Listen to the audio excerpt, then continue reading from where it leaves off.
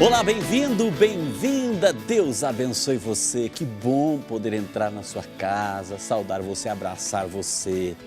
É bom demais estar com você nesse programa, desejando a você muita alegria, muita paz, muitas bênçãos, muita saúde. E por falarmos em saúde, claro, minha gente, está no ar o seu programa Vida e Saúde, o programa que já tem essa marca registrada aí na sua casa, no seu coração, a união entre a ciência médica e a espiritualidade, a fé e a medicina caminhando juntas e, é claro, nós somos os maiores beneficiados. Sabe por quê? Porque vamos recebendo as informações para como cuidar dessa máquina, desse organismo, desse presente de Deus, o nosso corpo, a nossa saúde. E, é claro, a sua participação é fundamental, porque vamos recebendo as informações de como conhecer melhor o nosso corpo e nos prevenirmos daquelas doenças que tentam tirar o nosso sossego, roubar a nossa paz, a nossa tranquilidade. Não vamos deixar. Aquele que assiste o Vídeo de Saúde, esse já recebe uma prevenção natural. Já está em nossos estúdios ele que é cardiologista, Dr. Wilson Nadruz Júnior, cardiologista, também professor, coordenador do ambulatório de hipertensão da Unicamp. Já está aqui para responder todas as suas perguntas sobre hipertensão.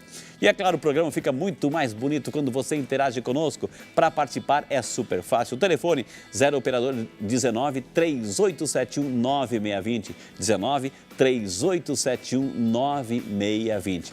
Agora, se você quiser também mandar o seu e-mail, é fácil, vidaesaude@rs21.com.br, vidaesaude@rs21.com.br. A nossa produção, é claro, foi às ruas, preparou uma matéria, queremos convidar você a assistir conosco, afinal de contas, hipertensão, pressão arterial, o poder da força do nosso coração de mandar o sangue, essa pressão nas artérias, tudo isso nós vamos entender hoje. Então nós vamos acompanhar a nossa matéria para a gente dar início ao nosso bate-papo hoje com o Dr. Wilson sobre hipertensão. Na maioria das pessoas, a hipertensão arterial, popularmente conhecida como pressão alta, não causa sintomas. De acordo com os dados da OMS, Organização Mundial da Saúde, a doença mata 9,4 milhões de pessoas todos os anos. E, na verdade, boa parte dessas pessoas, elas não têm sintoma algum. Elas não percebem que são portadoras de hipertensão arterial. Então é importante que a pessoa meça a pressão, afire a pressão regularmente. O indivíduo é considerado hipertenso quando é medido a pressão arterial em repouso e ela apresenta valores iguais ou acima de 14/9. Estima-se que atinge em torno de, no mínimo, 25% da população brasileira adulta, chegando a mais de 50% após os 60 anos, e é responsável por 40% dos infartos, 80% dos derrames e 25% dos casos de insuficiência renal terminal. Toda a nossa circulação ela é afetada pela hipertensão. A gente classicamente tem os órgãos-alvos da hipertensão, que são aqueles que mais sofrem com a elevação da pressão arterial, que é o cérebro, o coração, os rins, os olhos. Mas a gente pode falar que toda a nossa árvore circulatória ela é cometida pelo aumento da pressão arterial. Dona Vilma é hipertensa há mais de 30 anos. Por conta disso, algumas coisas na rotina diária dela foram mudadas. Na alimentação, por exemplo, a quantidade de sal diminuiu para que a pressão não volte a subir. Mas não foi só na alimentação que Vilma teve que fazer mudanças. Hoje, além do uso diariamente de remédios, ela caminha e afere a pressão quase todos os dias. Vilma chegou a ter outra doença por causa da pressão alta. Porque eu já tive AVC, né? Tá com 5 anos agora, acho que vai fazer. 5 anos que eu tive AVC. Para quem é hipertenso, existem vários fatores de risco. Por exemplo, o aumento de peso e a obesidade, o cigarro e uma alimentação que contém muito sódio. Que é a mudança do estilo de vida.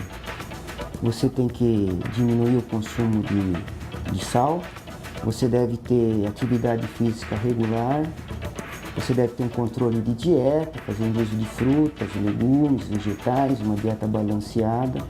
Você tem que controlar o seu peso, não fumar e evitar o contato com ambientes que tem muitos fumantes, né?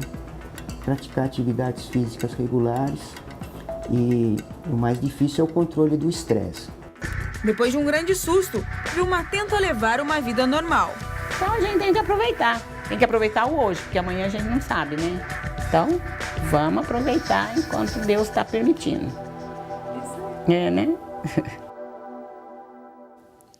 E eu concordo e assino embaixo. Tem que aproveitar, se cuidar, viu, dona Vilma? Que Deus abençoe.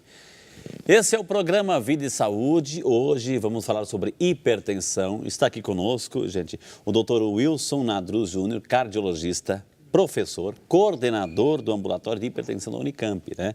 Carinhosamente ele aceitou nosso convite e está aqui para responder as minhas, as suas perguntas. Doutor Wilson, seja muito bem-vindo ao Vida e Saúde, doutor. Muito obrigado, Frei, pelo convite. É um grande prazer estar aqui e com os telespectadores para a gente poder estar trocando um pouco de ideia nesse momento aqui que a gente se encontra. Eu tenho certeza que os nossos telespectadores fiéis a esse programa, a esse horário, aumentaram um pouquinho mais o volume do televisor, já estão ligando para a vizinhança, tá? Não tá? Tá ligando, estão ligando para a vizinhança para dizer, olha, o programa hoje é sobre pressão alta, hipertensão ou pressão alta, é a mesma coisa, tá, gente? Esse é o tema de hoje. Doutor, o que é a função do nosso coração, né? O nosso coraçãozinho, esse motor, ele recebe o sangue, ele manda o sangue. E esse ciclo que faz de 60 a 80 batimentos por minuto, de 5 a 6 litros de sangue por minuto também, que ele está distribuindo, enfim. Mas o que acontece? Por que essa pressão não é normal? Por que é perigo aí se a função do coração é mandar o sangue para as veias, para as artérias?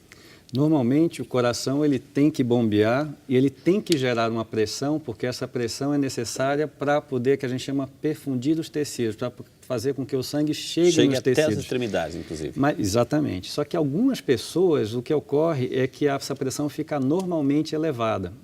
E a causa para cerca de 95% dessas pessoas ainda não está muito estabelecida. O que se sabe, como já foi visto anteriormente, é que ela sofre um grande impacto dos chamados fatores ambientais que têm a ver com o estilo de vida. Além disso, existe uma forte influência da genética, da hereditariedade. Então, por que isso aumenta? Na verdade, o porquê ainda se está estudando muito. O que se sabe é que existe uma série de fatores que levam a isso. O grande problema é que na hora que essa pressão fica elevada, ela se acompanha de aumento do que a gente chama do risco cardiovascular. O que é isso? A pessoa tem mais chance de ter infarto, tem mais chance de ter derrame, tem mais chance de ter problema nos rins, tem chance de ter problema nos olhos e por aí vai. Agora, doutor Wilson, o fato de o coração tem essa função de bombear o sangue, ele bombeia, ele recebe, manda, essa troca, essa partilha, essa máquina que funciona nessa perfeição que só Deus, né, entende e ele nos deu esse dom, né? Mas o fato de mandar o sangue para todos os cantinhos do nosso organismo, isso é maravilha. O fato do coração mandar mais rápido, não fica melhor ainda? O sangue chegou mais rápido. Não é assim, doutor, que funciona? Não, na verdade, se a gente for, como é que a gente calcula a pressão do ponto de vista até de conhecimento de fisiologia? Okay. Na verdade, a pressão, ela depende do quanto o coração manda de sangue, mas ela também depende de uma coisa que a gente chama de resistência das artérias, as artérias pequenininhas que permeiam o nosso corpo. Elas têm que estar bem. Elas têm que estar bem, só que às vezes o paciente com pressão alta, o que é que acontece? Essas artérias elas têm um aumento da sua força de contração.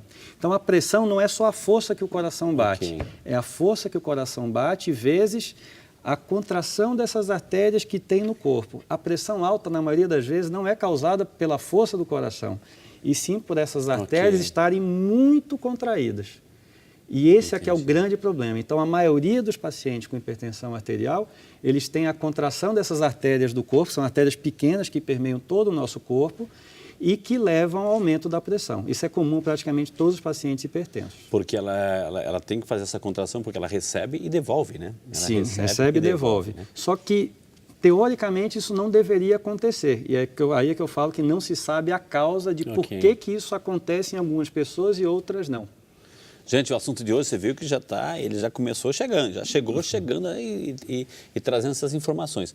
19-3871-9620 é o telefone para você ligar, para você participar, interagir. Aproveite, gente. Tem uma das maiores personalidades do país que entende sobre pressão arterial. Ele é professor desta área, é pesquisador dessa área. Então, se tem alguém que entende sobre pressão arterial, pressão alta, está aqui. É a sua oportunidade. Estamos ao vivo, entrando na sua casa para responder às suas perguntas. Eu vou aproveitar e vou fazer todas as minhas perguntas. E eu quero também que você interaja. Na medida que estão chegando por e-mail ou por telefone, por favor, eu vou encaminhando. vidaesaúde@rs21.com.br é o e-mail. Está na tela para você copiar. 19-3871-9620 é o telefone para você também interagir e participar conosco. Não deixe para o final. Aí no final vem aquele monte de perguntas, eu não vou conseguir ler, você não vai ter a tua resposta e o médico vai ficar triste porque não vai poder ajudar você. Então, na medida que estão chegando, a gente vai passando aqui para o médico. Né? Ô doutor, mas quais os valores? Né? Tem algum valor? Olha, a pressão é 10/10, 20/20, como é que tem alguns valores que a gente mede? Então, existe um valor que é usado para classificar o indivíduo como portador ou não de pressão alta. Para a maioria da população, esse valor é quando ele é acima ou igual a 140/90 ou popularmente 14/9. Entretanto, os indivíduos que têm diabetes mellitus e indivíduos que têm problemas renais, eles são considerados portadores de pressão alta acima ou igual a 13/8. Então, esses indivíduos, eles têm que ter muito mais cuidado e a meta de pressão arterial deles é mais baixa. Ô, doutor, então se a pessoa tem 13/8, 12/8, olha, a minha pressão está ótima, mas se tem um diabetes lá, até chega a ser perigosinho, é isso? Sim. Por exemplo, um diabético com 14/8 não tem um bom controle de pressão. Tem que ser menor que 13/8. Agora, por que um número maior do que o outro? Por que não os dois juntinhos? Por quê? Infelizmente, essa população de quem tem diabetes e tem doença renal, eles infelizmente são mais sensíveis às elevações da pressão arterial. Então, na verdade, pequenas elevações para essa população já é extremamente ruim para o organismo. Agora, doutor, voltando assim, 14/8, 12, a minha é 12/8, né? Por que 12? 12 o quê? A velocidade que o sangue vai, 8 que ele volta? Por que esses números, né? 12, na verdade, para a gente medir a pressão, a gente tem dois valores. É a pressão chamada sistólica, a pressão máxima, e a pressão diastólica, que é a chamada pressão mínima. Daí você costuma tirar um valor chamado de pressão arterial média, que corresponde geralmente a 1/3 do valor da máxima e somado com 2/3 do valor da mínima. Então, esse tem o que chama de valor de pressão arterial média. Você tem que ter um valor médio suficiente para estar levando sangue para os órgãos. Porém, esses valores, eles têm, na verdade, os estudos populacionais com populações viram que tanto o valor da máxima quanto da mínima, se tão elevados, eles trazem problemas para quem tiver essa elevação. É um carro, né? Um carro em movimento. Tem hora que você dá uma freada, tem hora que você acelera um pouquinho, então essa é a pressão que vai e volta. Olha nesse primeiro bloco, quanto que nós já aprendemos, mas temos muito mais informações, mas para isso acontecer, eu dependo também da sua participação, da sua interatividade. Vou chamar o nosso primeiro intervalo, na sequência nós voltamos com esse que é o seu programa. Vida e Saúde, que volta já só para você. É muito importante que as pessoas tenham conhecimento que toda a nossa alimentação, que é processada, industrializada, ela contém sódio e que nós ingerimos o sódio constantemente. Por exemplo, isso daqui é uma caixinha de leite integral. Leite normalmente não tem sódio, mas no processamento da caixinha, a quantidade de sódio não é desprezível. Vocês podem observar sempre que tem uma tabela nutricional nos alimentos, e aí vocês vão nessa tabela nutricional e vão ver a quantidade de sódio. Por exemplo, aqui nós temos 135 miligramas de sódio para cada litro de leite. Então é importante que as pessoas tenham esse cuidado de avaliar o que estão ingerindo. As comidas enlatadas e as carnes processadas têm muito sódio e a Organização Mundial de Saúde recomenda que o consumo ideal de sódio não seja maior do que 2.000 miligramas ou 2 gramas ao dia.